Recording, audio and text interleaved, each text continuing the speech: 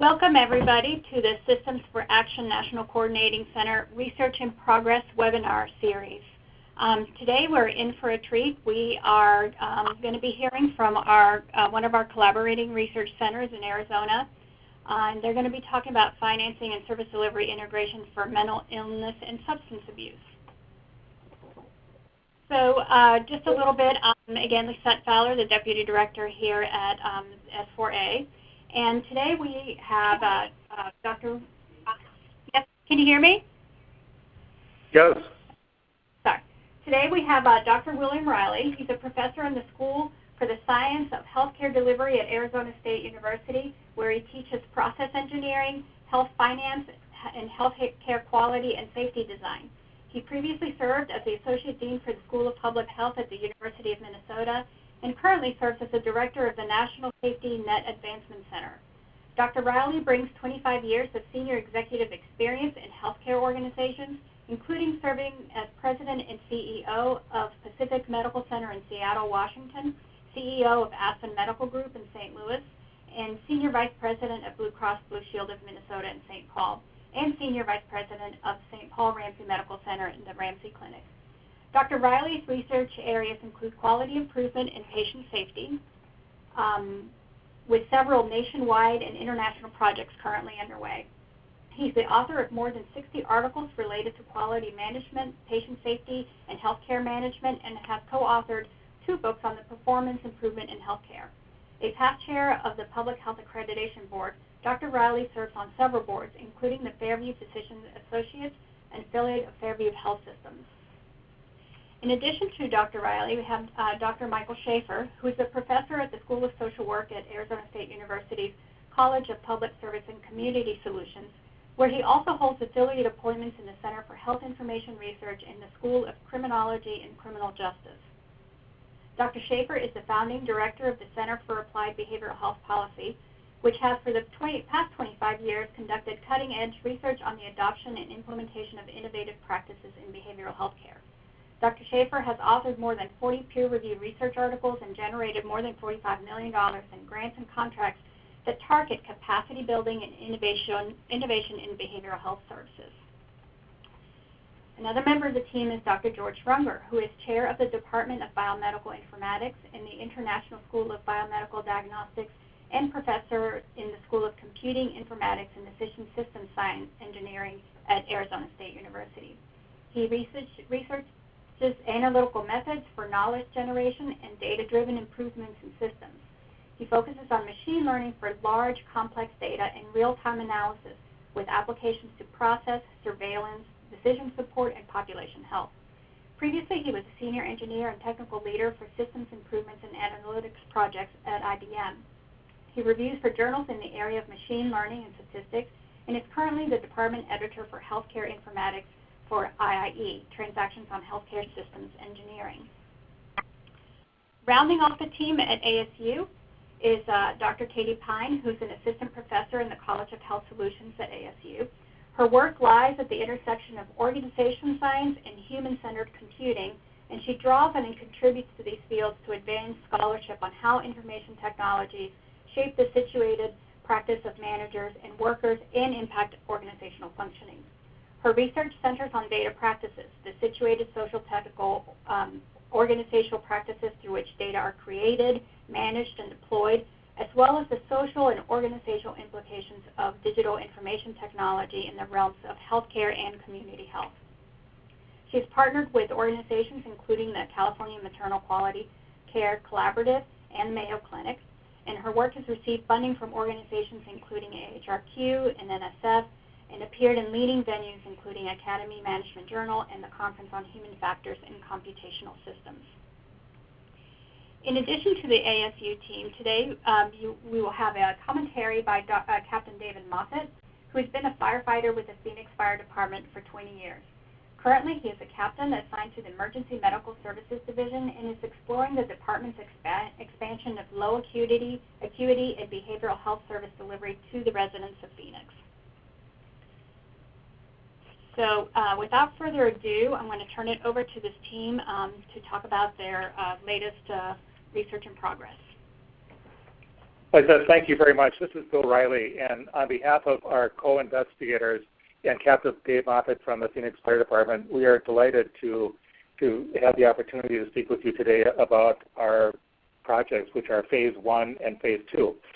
Our overall concept of interest in terms of multi-sector disarray is looking at the fragmentation of services and conflicting financing mechanisms. And in our Phase 1 project, we selected mental illness and substance abuse to typify prototypically the fragmentation and conflicting financing mechanisms that occur throughout the entire healthcare delivery system. The project team consists of the persons on this slide, and we would especially like to acknowledge the extensive participation we have had in our projects by our community stakeholders. Over 42 stakeholder organizations have devoted extensive time participating and working with us and guiding us on our projects. And we are using all of us are working within the RWJF Culture of Health framework with the 4 action drivers. And the 2 action drivers that we are focusing on are Action Area 2, which is fostering cross collaboration to improve well-being. And that consists of 3 different strategies. One is the number and quality of partnerships. Secondly, investment in collaboration. And then thirdly, policies that support collaboration. So as we present today, you'll see how we're addressing those. And then the other action area is Action Area 4, which is strengthening integration of health services and health systems.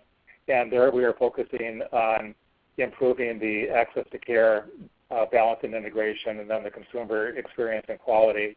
And all of these strategies involved in these 2 action areas are endeavoring toward achieving the Culture of Health framework goals, which are population health improvement, well-being, and then equity. So with that, as I mentioned, we've got 2 phases of this project, and Mike Shafer and Katie Pine will review our first phase of the project, and following that, George Runger and I will focus on our current project, which was launched in the summer. So with that, Mike and Katie, please take it away. Thank you, Bill. Mike Shafer here. The underlying program theory that we had as we launched our program was a recognition that in our community in Phoenix, it was an information-rich environment. Dr. Runger on our team directs the Center for Health Information Research at ASU, which is an ongoing depository for data that comes from our state Medicaid agency. And so our program theory was one that if we could convene multiple stakeholders from different segments of our community with a purposeful intention of sharing and commingling data that they have at the patient or member level, that we could create new awareness, new understanding, new perspective taking, and ultimately a new multi-sector alignment. And so over the course of the last 2 years, we've systematically engaged with stakeholders from the healthcare sector here in Maricopa County, 5th largest metropolitan community in the country, from our local government, from the county manager's office, from the county office of public health, from the county association of governments that represents both the county and city governments within Maricopa County and the greater Phoenix area. And importantly here, from the public safety sector, including the not policy department, but the Phoenix Police Department, the Maricopa County Sheriff's Department, which runs the jail in Maricopa County. We used to have a pretty infamous sheriff here, Sheriff Arpaio, who's no longer sheriff, but active engagement with that Sheriff's Department, active engagement with the Maricopa County Correctional Health Department, which runs the healthcare delivery, including substance abuse and mental health services embedded within the jail, and then the Maricopa County Superior Court, and by extension the County Adult Probation Department.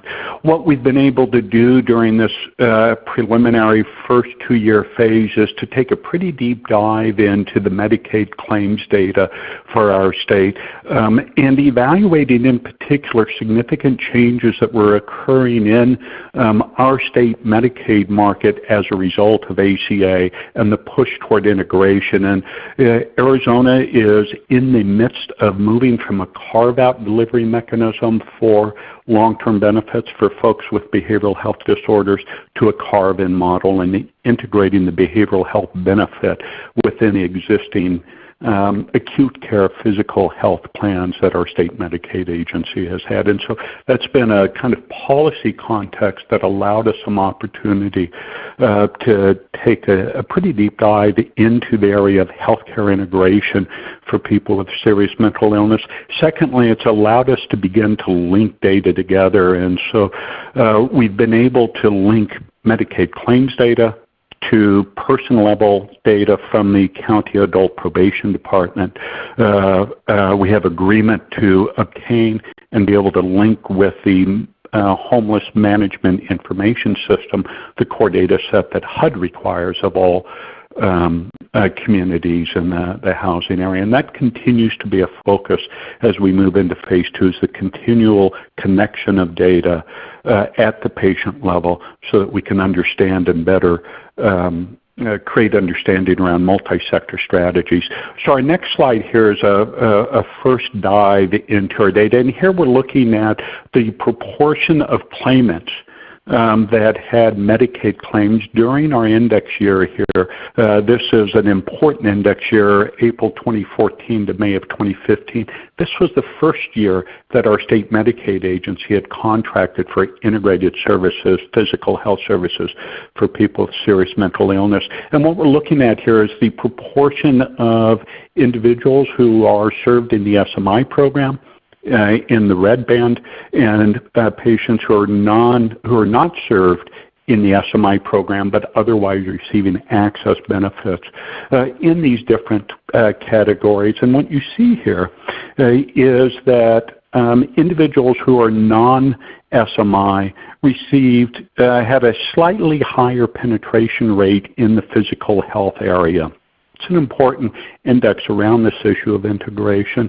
In contrast, people served in the SMI program, not unexpectedly, had higher penetration rates for behavioral health services, for pharmaceutical services, for behavioral health-related treatment in an emergency room, and for inpatient behavioral health treatment. And I think those 4 areas where we see elevated rates of penetration for claims by people in the SMI program, not at all surprising. Our next slide maintains the analysis around those claims clusters, but here asks the question, how much was spent and what was the median annual claim value per patient with claims in each of these areas.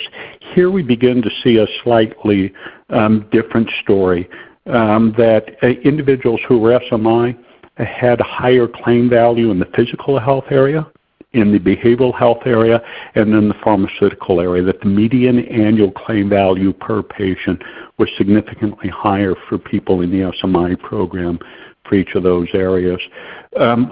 Interestingly, in the area of physical health care, most notably hospital-based care, we see a different story. Inpatient physical health care costs significantly higher for individuals served in the non-SMI Medicaid program compared to persons with a serious mental illness. Significant differential there, and also a small but statistically significant difference in elevated value spend for non-SMI patients presenting for physical health issues in the emergency room. Access into hospitals, about the same, slightly more for people with SMI as we saw on the previous slide, but once they get there, what is treated and how that is spent looks very, very differently. We'll come back to this issue around the hospitalization on physical health care in just a moment. Our next slide is simply presenting what we've done here is segment out our patients into lowest cost decile to number 1 to highest cost decile, and simply comparing here the median annual claim by cost band, from lowest cost band to highest cost band. And as you can see here, that beginning around the 5th cost band, the total claim value for people who are not SMI begins to break away pretty significantly from the non-SMI population. As we compare the physical health claim value on the next slide, you'll see a very pronounced differentiation here, that even at the highest cost band, patients with SMI, on average, at the median value, are receiving less than $10,000 in physical health claim costs, in contrast to greater than $60,000 for individuals not served in the SMI program. The next slide shows that even in the behavioral health area, the claim value, the amount of money that is being spent, is ironically higher for people who are non-SMI in the higher cost bands than people who are not SMI. So some pretty interesting dynamics as we begin to consider the policy drivers toward integrating physical and behavioral health care for this population. We see some inequity and some disparity in our enrollment patterns that the next 2 slides will touch upon. Here we're looking at the percentage of patients by ethnicity at each of those cost bands, SMI in the red, non-SMI in the yellow. And what you'll see here is in the non-SMI in the Medicaid program for Maricopa County, well over 50 to upwards of 65% of the claimants identify themselves as Hispanic. In contrast, among SMIs, that percentage is at the 15 to 20% level. So, and as the next slide will reflect, this is simply the comparisons on for Caucasians, that among the SMI enrolled population, upwards of 70 to 60% of all patients identify as white, in comparison to under 50% for the non-SMI population. So we begin to see some issues, I think, here around equity and disparity. The last slide of data that we'll touch upon here is reporting the odds ratios that we calculated of the amount of claim value by certain ICD disease codes. The easiest way to think about this is if you look at the top category, mental psychosis, 105.71 for an odds ratio. For every dollar that was spent in that kind of disease code for people who were non-SMI, $105 was spent for people who were SMI. Not at all surprising that we spend more and that the odds of spending money in the area of these 3 disease categories for people who are enrolled in the SMI service delivery model makes a lot of sense and validates that there's an elevated spend there. What I want to draw attention to is at the bottom of that graph, and these are the 2 ICD categories, genitourinary conditions and neoplasms, where we dip below $1, and that's basically saying for every dollar spent on genitourinary related diseases, we're spending 78 cents for the patient who is seriously mentally ill. And lastly, on the neoplasms, the treatment of cancer at 50 cents, if you will, on the dollar. I think these data begin to shed some light on some of the data that exist around the premature mortality or morbidity that we see among individuals who are enrolled and served in these Medicaid carve-out models for persons with serious mental illness. With that, I'm going to turn the baton over to my colleague Katie Pine, who's going to talk about the qualitative evaluation we've done with those stakeholders that we were just talking about. Thanks, Mike. So this is Katie Pine. And I'll just briefly talk about our evaluation. So we wanted to understand, we developed this process to basically address the alignment problems that we'd identified amidst this group of sectors and organizations. And so in order to evaluate our process for creating stronger alignment between these sectors and organizations, we conducted a qualitative evaluation, and that was comprised of semi-structured interviews. So we interviewed 11 people, and our inclusion criteria was that we wanted to speak to participants who had attended at least 2 or more of our data design meetings and had participated since the beginning of the project. So they'd been to the kickoff meeting, they knew what was going on, they'd really been kind of long-time participants in our project. And so our interviews lasted from, I just learned I'm not loud enough. Chairperson, will you let me know if I'm loud enough now? Is that better? So we also did participant observation. So during each of our meetings, we observed the interactions of the participants, and we took notes, pretty extensive notes. And then we compiled those notes later and put them together with our semi-structured interview data. Okay, so now I'm going to talk through some of the findings from our interviews.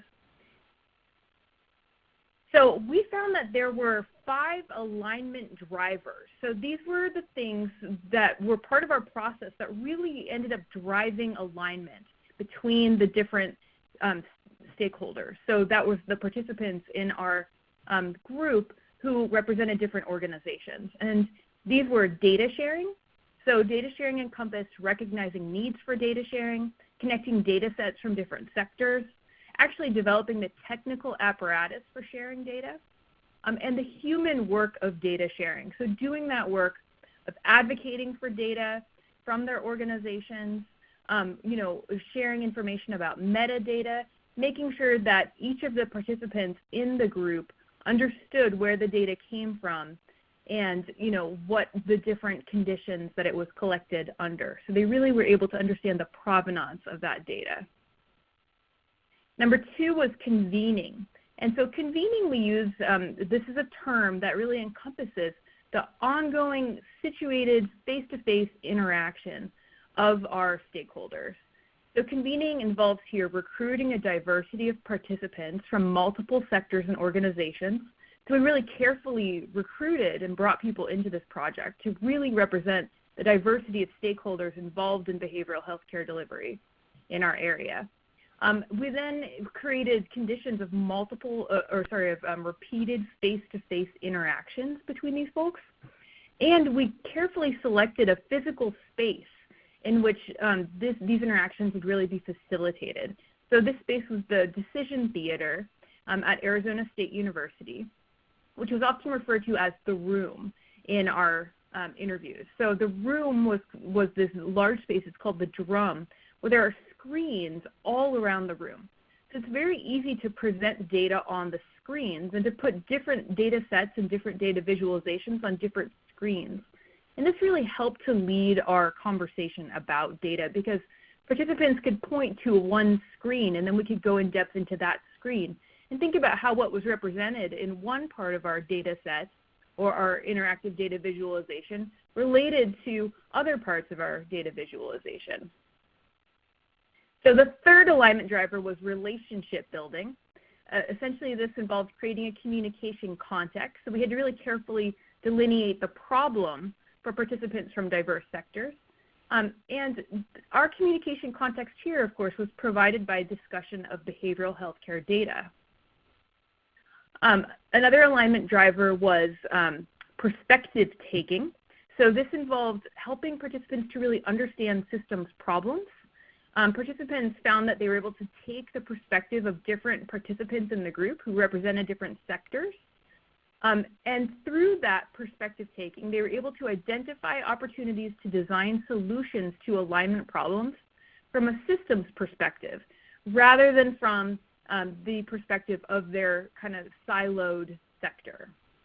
They became unsiloed and were able to really see things from both a systems view and from the perspective of each of the individual sectors that was represented in the group. Finally, we had an alignment driver, which was creating a shared information tool. So participants reported that this was incredibly helpful in driving their alignment. So they were able to collectively interact with data as it was presented on the screen, and this was data that they had actively participated in sharing. And so they were able to kind of give feedback in a very participatory manner over time about how that data should be visualized and to alter and make suggestions about how the data visualizations should shape up over time. So we also found from participants that these visualizations were really helpful in promoting alignment when they came with effective data characteristics. And those characteristics were that data was actionable, poignant, efficient, and authoritative. So I won't go into too much detail about that, but I did want to give you a sample quote. Just, one quote that kind of represents our qualitative data in this regard. So one participant said, looking at the data side by side and talking and collaboratively about what conclusions we could draw from it sparked that discussion and sort of made the biggest impact. Then in successive meetings, as we were coming back to that topic and talking about it, it sort of fleshes it out. So this captures a couple of the alignment drivers. You can see here the creation of a shared information tool and the convening alignment drivers.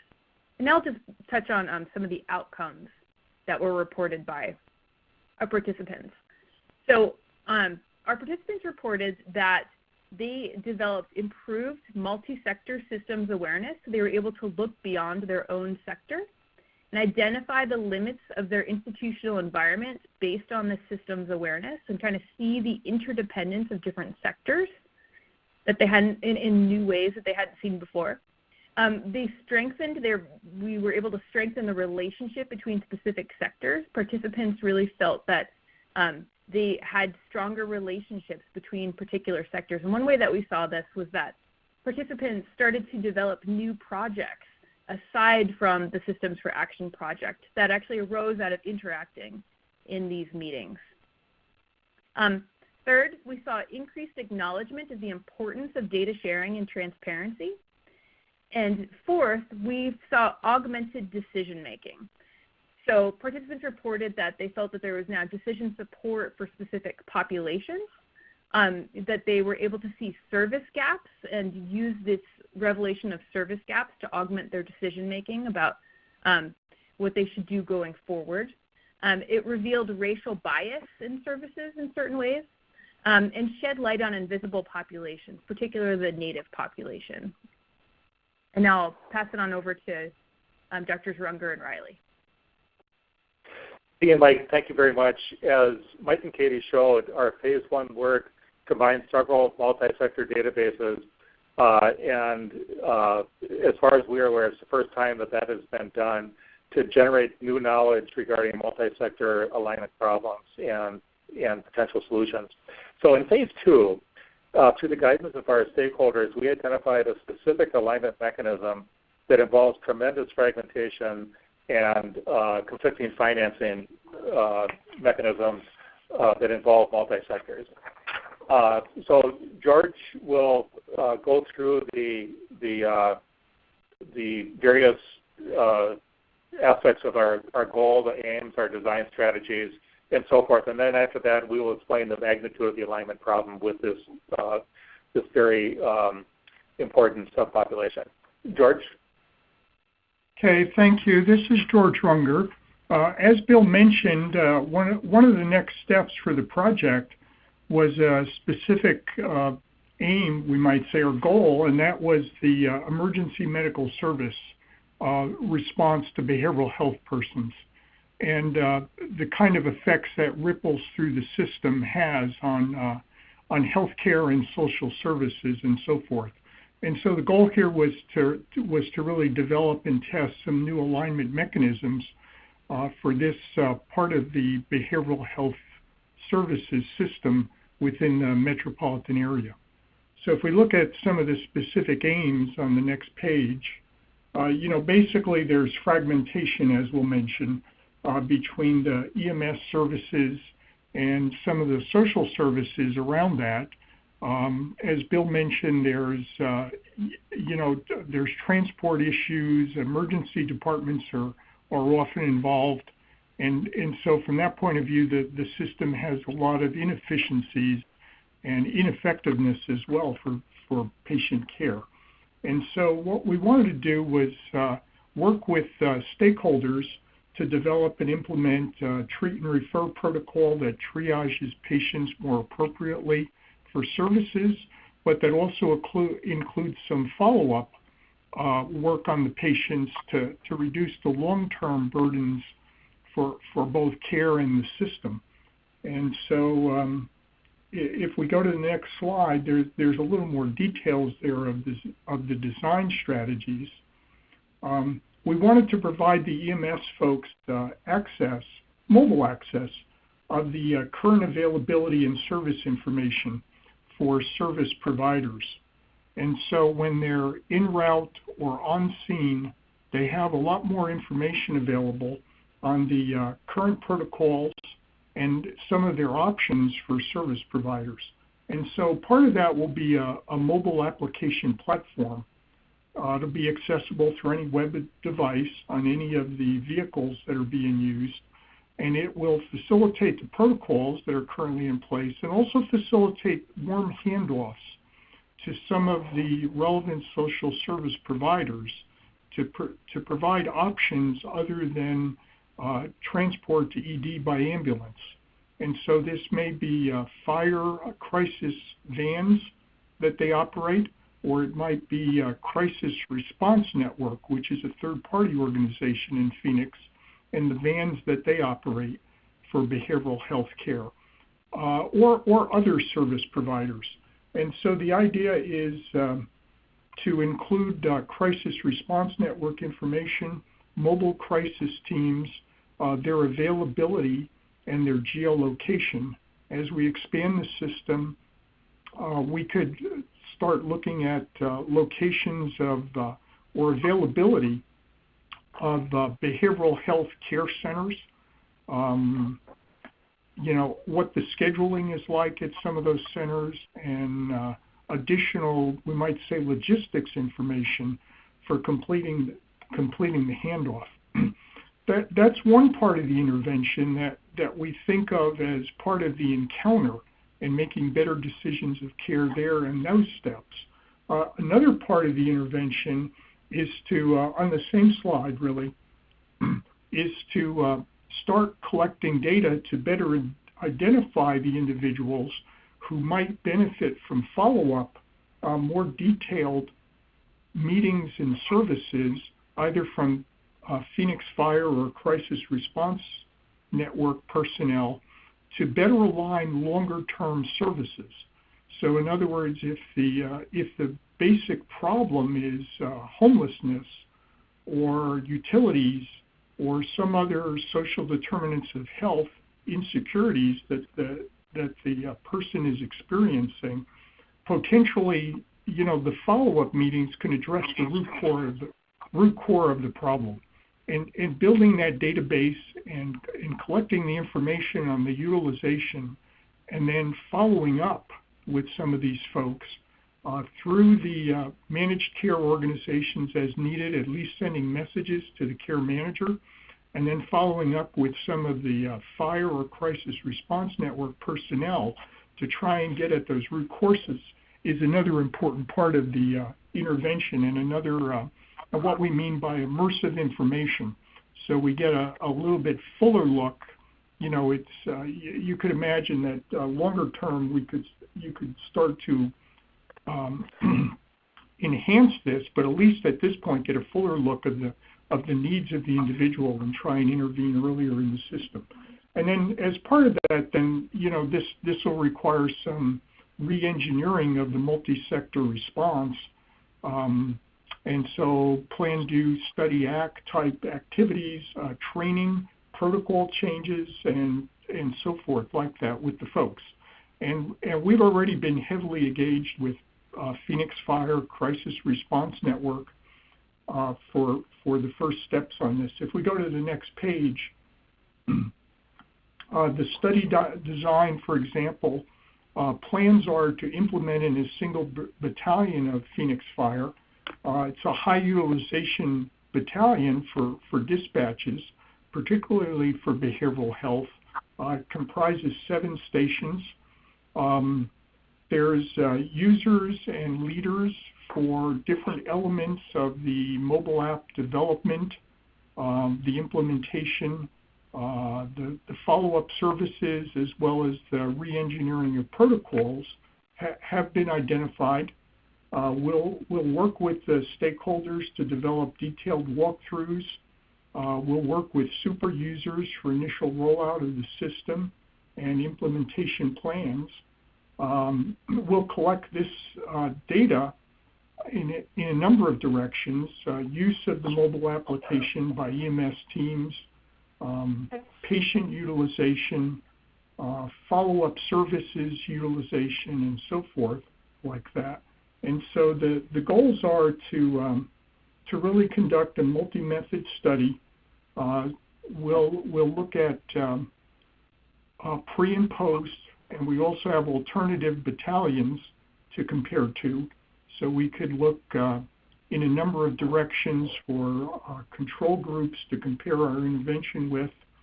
We'll augment this with pre and post surveys, participant observations as mentioned there, and analysis of this. And on the right-hand side, there's just a few measures, but we have a much longer list of measures that extend from care coordination measures to transport measures to process performance, such as the EMS personnel satisfaction themselves, the questions of burnout of EMS personnel in some of the high utilization battalions and stations, and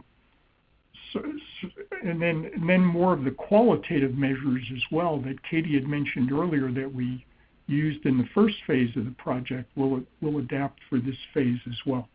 So that's sort of the study design plans for moving forward. And so if we go to the next slide, we hope to see reduced users and calls, better, reduced transport, reduced high frequency users. We've mentioned that already. Primarily, though, improved care coordination for the patients, and that the information sharing and the follow-up services that we're planning to provide, we think will be an important component of this. And then this is sort of just a rough graphic of some of the organizations involved in this particular intervention. As was mentioned earlier, there were other stakeholders involved in phase one in the data sharing. And we expect that even for this intervention that this may start extending. We'll note here that Phoenix 911 initial dispatch originates in the system locally here with Phoenix Police. And so in some sense, they're part of this, which links in those organizations as well. First, thank you very much. And we thought we'd take just a couple moments to look at some of the metrics involved in the EMS system, which is extremely complex, as well as the 911 system. And we are very privileged to be able to work with Captain Moffat, the national leader in EMS services, in transforming EMS services to better serve the SMI and substance abuse population. So we're drawing on the very excellent framework that has been developed by Glenn Mays and the S4A National Coordinating Center at the University of Kentucky. And so we have a slide where we're operationalizing 4 components of the conceptual model, and then our there we go. Okay, next slide, please. And our conceptual model, this lays out what George just covered. So based on the glossary, we have alignment problems, alignment drivers, alignment mechanisms, and then the goal attainment. And this shows the relationship between those 4 components of our conceptual model. Next, please. And as Mike mentioned, it's a heavy lift. Phoenix is one of the largest cities in the nation, but Arizona overall ranks just about last in overall mental health, with a higher prevalence of mental health illness and lower rates of access. So the current state, as we've been able to establish with our stakeholders, and especially with Captain Moffett, is that there's an excessive use by the high-frequency, low-acuity patients in both the 911 system as well as the EMS system, that there are misaligned payment mechanisms. For example, the EMS responders and transporters are only paid to take the patients to an ED, and yet they know very well that there are other care settings that are much more appropriate and much less expensive and much better care. Another aspect of that is the fire members have a very high PTO utilization, and that is associated with the stress of a very difficult job that they are doing, and they are way overloaded. They also have, as George mentioned, insufficient on-scene patient information so that they can make better triage decisions. And then finally, all right, I'll move on. So here is, the control has a life of its own. Overall, the Phoenix Fire Department has several thousand firefighters and staff, and this is a map of Phoenix showing where the various 57 firehouses are, and you can see the extensive capital equipment that is needed for their very important service. Next slide is overall the 911 system in Phoenix has a total of 2.3 million dispatches annually, of which the bulk of those are police, and about 215,000 are the fire department. And so again, the bulk of the EMS calls are police related. However, within the fire department, the 215,000 calls, about 10% are fire calls, yet 86% of the total calls to the fire department at those 57 fire stations are for EMS calls. And where this really becomes important is that Captain Moffett estimates that as many as 40% of these calls are from high frequency, low acuity uses, and that's where our alignment problem is and where the alignment mechanisms are going to be focused. And this is some features of the Crisis Response Network, which is one of the other social service sectors that are working with us. So with that, thank you very much. And with that, unless you want to say something, we can, well, how about if I hand it back to you, Lisette, if you'd like to introduce Captain Moffett. Sure. Thank you so much, Bill, for that presentation. Yeah, I think we'll just go ahead and turn it over to Captain Moffett to provide some commentary on the presentation. Hi, thank you. I'll go over a little bit of what the information that Bill supplied earlier. The nexus of the 215,000 calls that the Phoenix Fire Department ran last year tend to be around Battalion 8, which is a central to north central location there. And when you overlay that with Medicaid population statistics, all of the indicators that are there along the continuum of health suggest that those are lower income, underserved, SMI a population there. So when you look at it in terms of all the metrics that we would measure, from the extent of the mileage on the fire trucks, the sheer amount of calls, the ratio of our calls, and there was a statistic that was in there about PTO, which was that our members at those busier stations where all these other metrics overlap, they do tend to have a slightly higher consumption of their vacation and sick time and also their workman's comp. That is anecdotally, in part, we think, not because dealing with those people are necessarily physically strenuous, but when we work 24-hour shifts, and so as you can imagine, when we're up 2 and 3 and 5 times a night with those people, as opposed to our more outlying stations that are less busy, then that equals wear and tear.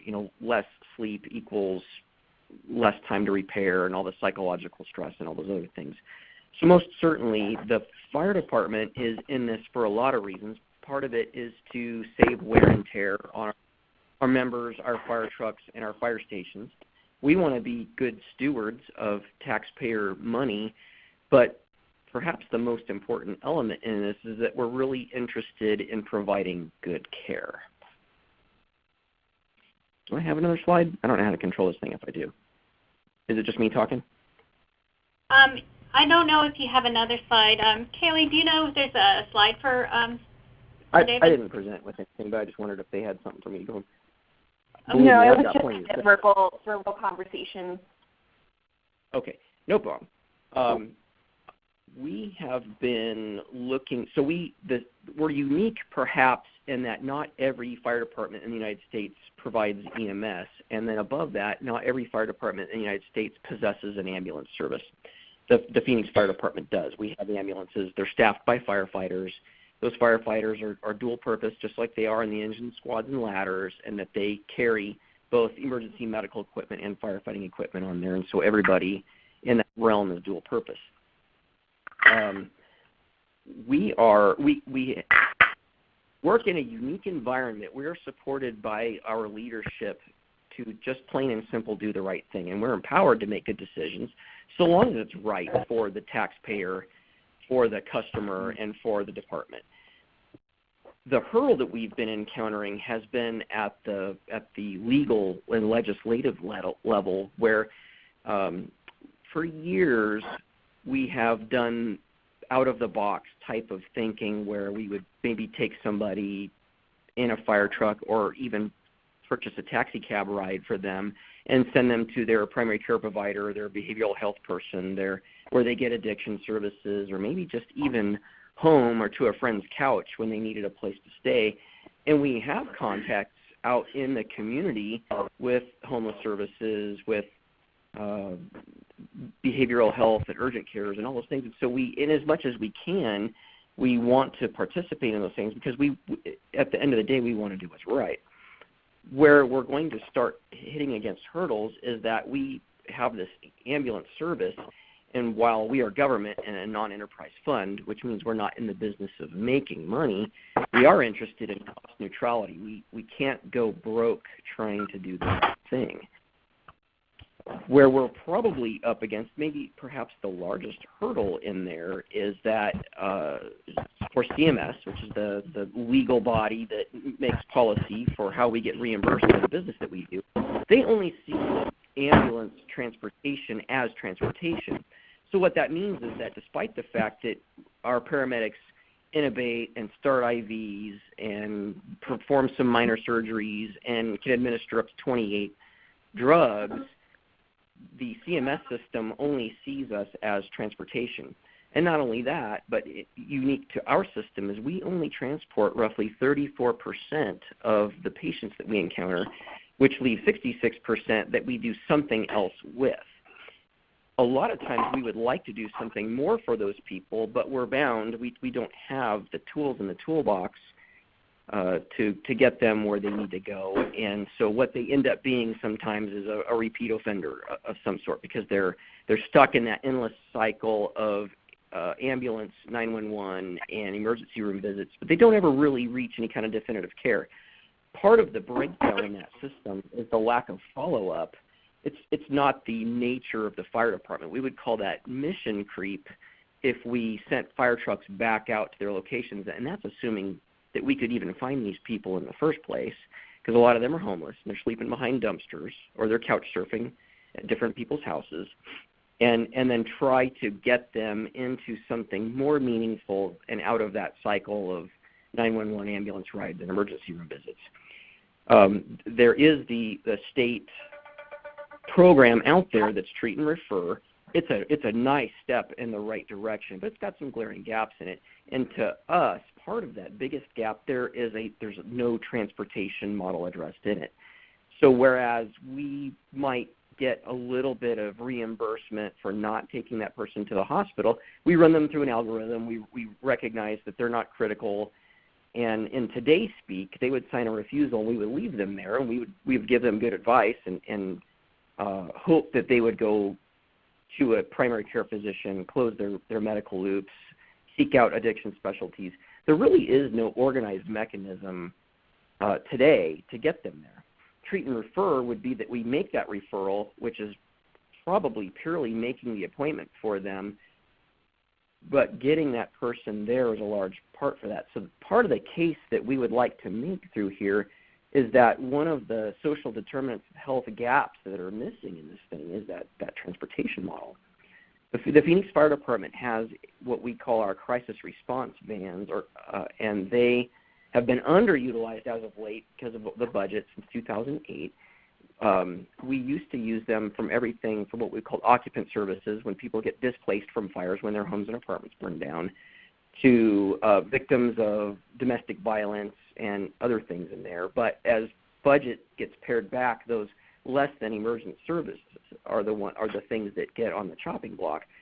But the membership really has a lot of trust and faith in that system that they do great work and they step in and fill a lot of our gaps. It remains to be seen whether or not we can use them for alternate transportation.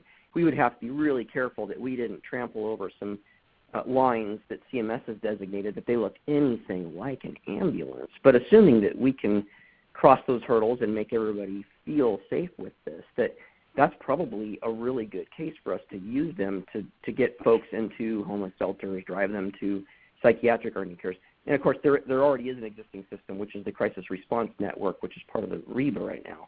And we have a lot of faith in them. They're not always available. They're busy. They take 22 to 24,000 calls for service per month, so it's not like they're sitting on their hands waiting for the fire department to contact them. We do plan, of course, this is part of this ASU and CRN collaboration, is to strengthen our bonds with them. But on the back end, the case to be built on this is to demonstrate that there can be more done and money saved at the taxpayer level on this by using other resources other than an ambulance to get people to right care. Great. Dave, thank you very much. And I think Liza wants to be sure that the audience has a chance to ask you and us questions. So Liza, should we turn it back to you? Sure. Thank you so much.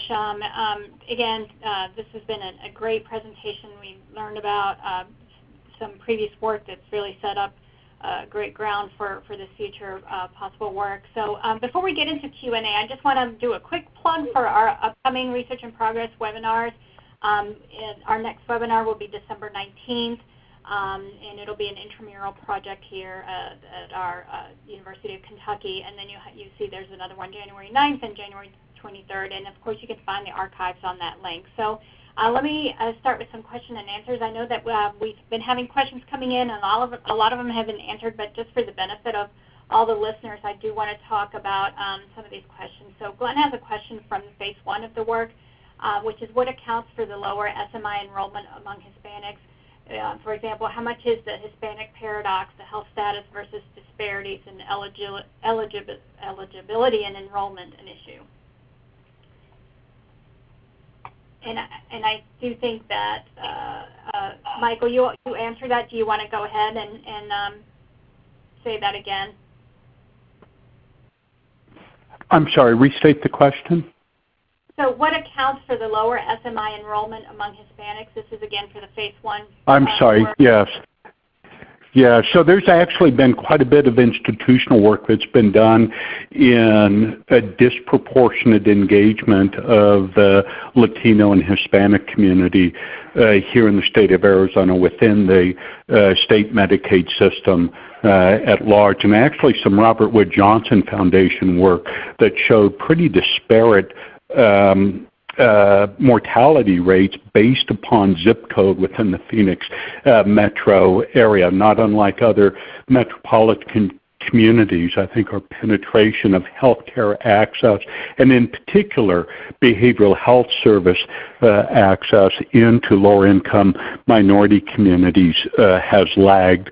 For persons with serious mental illness, the overarching issue of criminalization of the behaviors of mental illness is longstanding, and I've often thought about this as two sides of a coin, that on one side we speak about health disparities, and on the other side of the coin we speak about disproportionate engagement among youth of color in the criminal justice system.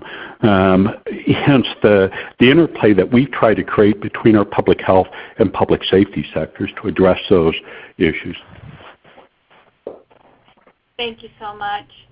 The next question is from CB, and he wants to know, does the data visualization tool also provide information on alignment of financing strategies or reimbursement information? Yeah, that is an excellent question, because financing alignment certainly is a major driver of the good things and the not so good things that occur in care fragmentation. So yes, as far as the projections and the alternative scenarios that our stakeholders have been studying in the decision theater, that is a model that George has done some initial work on, but we have not completed all the projections on the financial implications.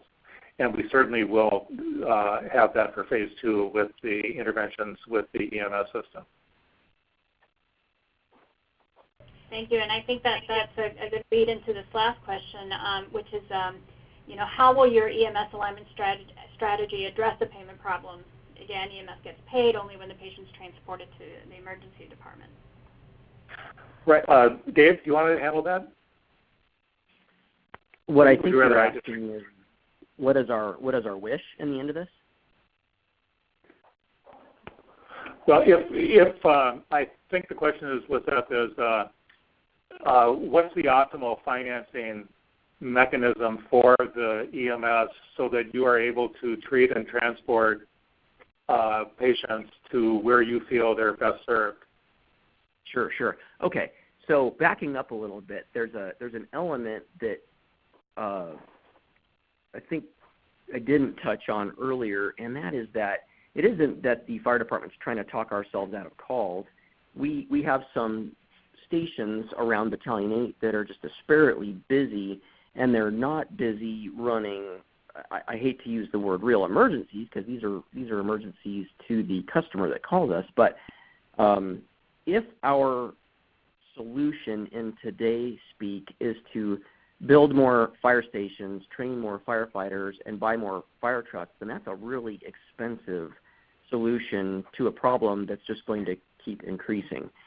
So what we hope to do is stand up some manner of third service, which would be an alternate transport service. It isn't that we think that the fire trucks aren't going to go on these people anymore. They probably will. I think there'll be a certain amount of conditioning that if there's enough incentive for the patient on the back end of this, that they realize that they get better and more definitive care away from the 911 system, then that wouldn't hurt our feelings. What I think it would be is that the fire truck would still continue to go on these people, but instead of putting them in an ambulance, they would refer them into the city's third service. And as we spoke to earlier, it probably down the road would grow to be where even the police department would utilize this system as well, and that it would be a reimbursable third service transportation. And when I say reimbursable, of course, I mean ultimately at the CMS level. Excellent. Thank you so